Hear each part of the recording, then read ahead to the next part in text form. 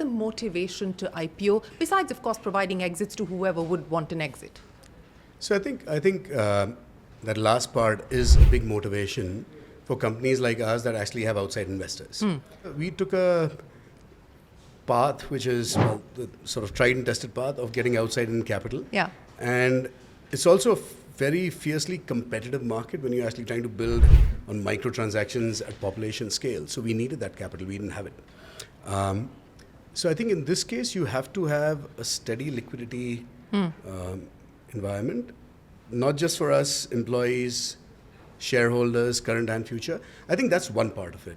Do you believe that because you're now regulated not just by the RBI but also by SEBI, and of course the insurance regulator as well, since you're now in the insurance business as well, that this need to IPO kind of gives you the added legitimacy as well?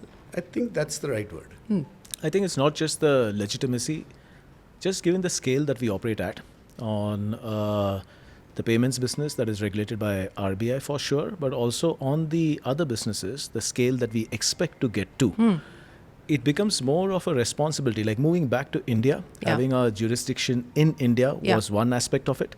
But going public, I think, becomes another responsible action by the company in terms of ensuring that being in the regulated space, we're taking all the right steps to give confidence to the regulators as well as the public who have placed the trust on us and our platform that we are the company that we stand for. Yeah. But could you not have IPO'd even if you were still domiciled in Singapore? I mean, it doesn't stop you from listing in India. It does come with added constraints, but was that ever a consideration? Not for the two of us. We want to play in financial services, not just in payments, but in lending and insurance and broking and whatnot.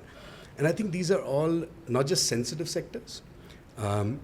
These are, I think, sectors where the regulatory norms and the laws in every major economy in the world require you to abide by them. Yeah. And I think there's an expectation that you will list in that like sort of home market. So I think from the governance standpoint, the argument for the IPO, it just makes so much more sense in India. If you're going to create shareholder value in the public market, I'd rather create it in home market, right? Why would I actually list and open up to HNIs and retail investors or DIIs in some other market?